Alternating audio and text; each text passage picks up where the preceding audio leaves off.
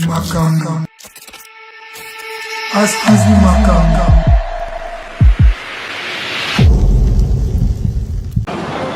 Astivi Makambo, émission la bino, où il pèse à bino d'information, il y a bien, vraie information, l'information, il y a source, la lumière, c'est l'aspect spirituel de l'émission, pour des efficaces, des soins de bino, la banda pour la bino, partout aux alliés, dans les bandes, il y a Congo, partout dans le monde entier, donc la pièce est une beauté, plaisir, et ça, il y a trop, il y a ça tellement éveillé pour la nation. Et alors, les lots, comme on est toujours, pour quitter la terre, pour avoir un point de vue, il y a un peuple congolais par rapport à l'information, parce que ils sont tous à la page, quoi. Donc, ceux qui nous, tout ça toujours on a présent pour quitter la terre, pour solo on a Baimboka, chaque mot à l'oba par rapport, il y a à se sentir pour l'emboka. Et alors, tout est pour le mythe qui m'a résolu les cas. La loi, il y a Peter Tchani, où ils ont déjà déposé déjà dans l'Assemblée nationale depuis le 28 mois. Tant que va comme Mani, qui a la terrain pour tout cela, on a pas Mboka, pour Talara, Astivi Makambo, tout ça, on a toujours. Donc, il faut que nous ayons le délai pour l'objectif de Yamouana.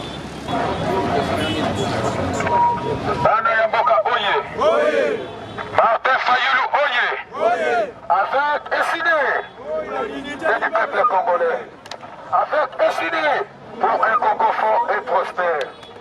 Avec SID, c'est possible, c'est possible, c'est possible. Congo et Kolobo, Congo et Kolobo, Congo et Kolobo, Moko, Toba de la Ekolo, Maboko pour la mission Moko. Ok, mbote ndeko. Mbote mwana mboka. Ok, plaisir eza ya kokuta na lisusu lelo. Ekiti bongo na base ya SID tozwa un peu point de vue na bino par rapport ya loi Tiani. Dopé loi ya congolité des pères et des mères. Lelo, nous avons déjà nouvelle que non, le 28 mars, on va déposer un bongo dans l'Assemblée nationale. Nous avons déjà la messa na bango. En tant que Congolais, ils ont déjà déposé l'Assemblée nationale et ça lui est. Merci Mwana Mboka na motuna na yo tuni. Premièrement, par rapport à biso base SID, Oyo ezali dirigé dans le commandant du peuple, le président élu Martin Fayoulou Madidi. Quant à biso tomoni était loi ya Tiani, to proposition à loi ya Tiani. Et comme on a la constitution. Parce que dans notre constitution est déterminée pour être définie, et ça est bien taillé. Et le bien est motonio so oyo à coacher le coup tourner na candidat comme candidat présidentiel et c'est la Congolais des pères et des mères. Bref année, Ndeko Chilombo Antoine, oya kenda ki coacher le coup tourner na CNI, papa na ye toye bakiye. Ali Congolais des pères et des mères. Mais maman naye Ali Malangé. Angolaise, à la Congolaise était. Est-ce que Bissoto Pegisa qui tu l'as postulé? Point d'interrogation. Loi Yami Balé. Ndeko oyo tobengi na kombo ya Mamadou Ndala. Mamadou Ndala, azala Congolais te. Mais a koufa pour na patrie na biso. A koufa pour défendre l'intégrité territoriale d'Ambo Cannabiso. Troisième problème d'éco. Problème est la loi Tiani Oyo et y est pour la cohésion nationale. Pour la sa division dans les politiciens du Congo. Quatrième problème. Loi Oyo et Kokanga Chilombo na Mungongo. L'élection le 20 décembre. Ali Koriske yépe à côté de l'Ikbaya le sous-souté. Parce que tata na ali congolais, maman na ali congolais te. Yango biso peuple turobi boye. Le peuple congolais ali na bosenga te, ya ba loi oyo ekotangisa makila. Peuple ali na posa loi oyo ekozala pour intérêt général. Loi oyo ekotombola Congo.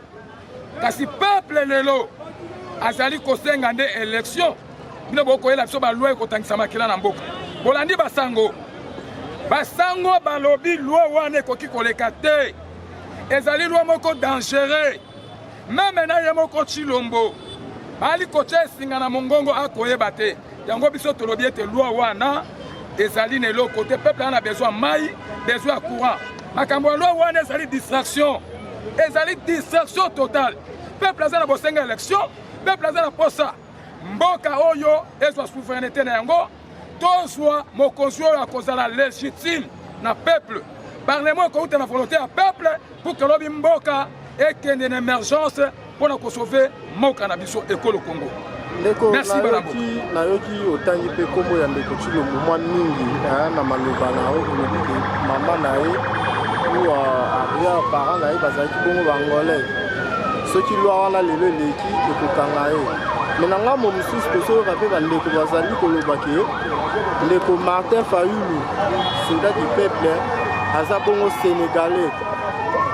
Yango ezosala ke bato ya ECD bozobanga ke lwa wana soki lelo eleki ndeko Martin Fayulu akopostule te. Yo koloba nini? Merci mwana mboka peme olobeli ya peuple na motuna malamu. Martin Fayulu bango balobi ali sénégalais. Mais sénégalais kene ko s'enrôler. A su carte d'électeur. Martin Fayulu azali sénégalais. Maman ya Fayulu toyebiye. Tata ya Fayulu toyebiye. Azali bambala ya Fatundu. Maman na ye azali moko pe ya mumbala kaka ya mabele ya bandundu. Ndeko, papa ya Fayulu fils chef coutumier na province na biso ya bandundu. Lelo yo Fayulu abotami na Nchil, c'est Nchilois. C'est un Congolais de père et de mère. Motoko sayote. Ce qui Fayulu azalaki sénégalais. Dans la CV ya Fayulu tant qu'on déposer candidature na ye. Dans l'élection présidentielle, il y a 2018. Nyon Sweza wana. Quand on a Google vérifié origine ya Martin Fayulu, au comment on a Nyonso. Et là il y a bon batté. Ce qui peut bâtir tembe. Baya epa na ngai le fou de Fayulu lisu ya tata. Na komema bango ti na mabele ya Fatundu. Ti na kati ya mboka o tata Fayulu abotama. Koleki Fatundu na komema bino poke mona place motolo ya mwana mboka Aigle place Utela. Mais biso tozali paniqué te pona makambo ya loi tiani ndeko. Uta babandaki ko se chamaye bango na bato Katumbi.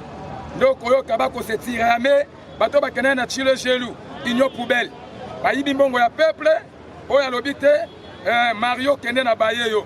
Échanger boule o ya za juif o koto ali angolaise o koto indi boy. Biso etali biso te. Twali paniqué te. Loi wana biso tobo yango pona nini? Parce qu'il y a des couleurs politiques, des leaders politiques. Loi wana est danger et qu'on met ma biso na division et puis kolongo la cohésion nationale na katamboka na biso. Tout na suka pour la côte na zone na wa liboso et lokwa liboso zali. Biso na muka on n'a pas un problème. Nous avons un candidat au Azali éligible. Candidat Oyo a corsé par critérium.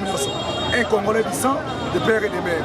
On n'a pas à trébucher nous, Martin Fayulu, au Atia Tembe, à qui Sainte-Thérèse, à Botami, en 1956, à Zubaté en 1958, à qui Sainte-Thérèse, l'église catholique, à Talib Archive, à Romona qui est Martin Fayulu, à côtoyer Bamastanaye, à côtoyer famille, il a au moins une histoire, il a les amis. Aza natif à Tchangou, ou à Tchangou na Tchangou de relaxer. Débat ils attendent à la Carouana. Donc c'est-à-dire il dépasse à son bangandé Martin Fayulu. Parce que il dépasse pendant Mobutu à cause de la carte de nationalité. À cause de la Mobutu qui est dans le centre-africain. Oh car il y a un maman naé, il y a 8 ans. Bayawa, Kabila Rwandais. Les gens ont pouvoir avoir relaxation dans le village à Kabila. Bah comme Mukwege, Burundi. Oh asala makamaka asa semi. Les gens boye. Parce que des caméras, Burundi, Ougandais, les gens Tango Moïse l'union sacrée, il était congolais. Mais tant que l'on bango, il n'est plus congolais, il faut que c'est une loi séparatiste, une loi divisionniste, loi au Kabola congolais. Ceux qui baligent l'équipe nationale, l'équipe nationale, pas le reconnaissance à Posopembe, la reconnaissance à Métis à Mboka Congo. Wana loi wana et collecté parce qu'ils ont dit qu'au Kabola va congolais. Tozana nous l'insécurité dans Mboka Makasi. Maman va créer insécurité. Il faut comprendre que l'IDPS marche, manœuvre et ezali créer insécurité pour pas avoir glissement. Loi on a d'abord ezoya ko violer article 10 de la constitution. O ezote epesi déjà le processus nyonso epesi modalité ya ndenge ya candidat face à là. Mais loi on a ba une nouveauté et ko senga ba modifier article 10 de la constitution. Yango to moni ke mayele ya mabe. Babandi ko tia ba diversion ba politique mo ezanga tina. Ko ba distraire peuple to bunga bilan na bango to bunga te. Deuxième chose, balingi baluka modification de la constitution. Nanzela ya loi ya Tchani. Tchani Emoko, c'est un Américain. Vous savez, le document a été publié. Le journaliste a publié qui, Gauthier C, a publié qui, nationalité à Tchani. C'est un Américain, a changé de nationalité. Qui est ce Congolais de père et de mère? Il va faire souffrir les Congolais de Bazabo. Chilombo, soi-disant entre guillemets, de père et de mère. Mais Todo Fan n'a pas ça. Qu'est-ce qu'il fait pour les Congolais? Qu'est-ce qu'il fait pour les Congolais? Mbosso, qui n'a pas parlé de père et de mère. Alors nous avons perdu le contrôle du fleuve Congo. La ville de Kinshasa, nous avons perdu le contrôle de la ville de Kinshasa. C'est grave. C'est-à-dire que les Congolais, les pères et les mères, ils sont foutés. Tant mieux, attends, nous avons moitié, nous avons boyé, mais à aider les Congolais parce que c'est un patriotisme. Et c'est une notion, attachement. Il y a citoyen d'État. Nous tous sommes citoyens d'État. Et qui a l'activité que nous avons l'Ingamboka. Et là, quoi, les bosses à l'Ingamboka. Et ça, ma des pères et des mères. Parce que nous avons déjà des pères et des mères qui ont fabriqué la rébellion. Nous avons déjà des pères et des mères qui ont fait peuple congolais. Ils ont fait de la Tumbimboka, Batekimboka na Rwandais, Bunaga na Rwandais. Donc, ça veut dire des pères et des mères. Nous, Tolingata Mutoyo, oh, il y a l'accès au patriotisme, mais à 50-50, mais l'accès au vrai patriotisme. Loi wana, bazo luka glissement, babandiango kala, bache gouvernement, oh yo, pour la distraction, peuple la distraction, babenda mikolo, to occupé en côté. Baye, bamisima ngamba loi Tchani, to occupé en côté. Une loi qui a été rejetée par l'ancien bureau du Parlement. Les lobes, ils sont les sous-sous. C'est quelle administration ça? Non, moi je suis des pêches. Moi et l'autre, moi le moment où il y a temps où il y a un moment où il y a temps électoral. Donc il y a tout droit. La bite pour l'élection le 20 décembre. Nous sommes pas cette distraction, puisque bambouiller partout. Donc moi je suis sur ma élection, je continue à embrouiller moi puisque bango. Donc ça dit la façon donc pas de faute mais tu réussis en tout cas bâti la distraction papa pour les amateurs biso toza na mulongo que nous tambola donc la ndenge na président Senya pesa calendrier électoral donc le 20 décembre alors nous sommes kende na ba bureau de vote pour voter alors la distraction na bango wana là je suis besoin. Merci pour la parole. Nalobanga mel fois pe na yebisaka mesechi ombochi kata bombe ndenge na mesana kobenga ye soki omoni osangeli okosala oluka te obanda koyela biso bacomplication na kati ya moto loi Tchani wana osio na loi Tchani soki toke en réalité tobandi korecherche toyeba banani baza bavrai congolais. Est-ce que vous de Luba boza bavrai congolais koluka bokabwani mpasi bokabwani eza te tika batu bakende na élection nde tolingi tokende bobandaki kombouye biso ta ebele toyoki bino mpe ya mingi mais tour oyo pepe akolinga koyoko lisusu te si tu manque à faire fanda na ndako na yo zela élection to vote tellement yo otiaki monoko ke okobeta fayu mais kaka na gouvernement na yo constitution ya yo nyonso ya yo mais ozobanga tokende na élection mpona nini ndeko nazongi lisusu parce que nayoki otangi kombo ya Tilongo na loi wana eza ya président de la république te eza bongo mwana mboka na kombo ya Noël Tchani ye nde apropose yango mais yo directement okembaka moko na président de la république oza na problème na ye bon eza problème na ye te soki natake mese Chikata Bombe Chilombo mpona mabe na ye aza président de la république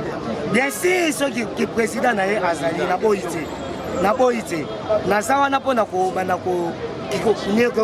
bakani kokisa kite na ye te aza président mais epa na nga le président Élise Alimentaire Faye nayebi ye te voilà balandi ya astili makambo tokomi bongo na suka ya émission na bino ya lelo donc bino mo boyoki ndenge bakongolais balobi par rapport ya loi ya Tchani eza na bamisusu oyo baosepela ke lwa wana eleka eza mpe na bamisusu mpe bazoboya donc biso etant que naître toza obele na milieu wana eloko aloba te totiki badepute basala mosala na bango donc bango nde baojuge bon so bamoni ke balekisa lwa wana balekisi mais so bamoni ke baolekisa yango te wana eza mosala ya bayimboka badepute donc biso tokocontinue toujours mosala na biso ASTV makambo toza toujours à la pointe donc topesa biso toujours confiance bocontinue toujours kopesa biso confiance wana toza wana mpona kosalela bino mosala kitoko Makanga. ASTV Makanga.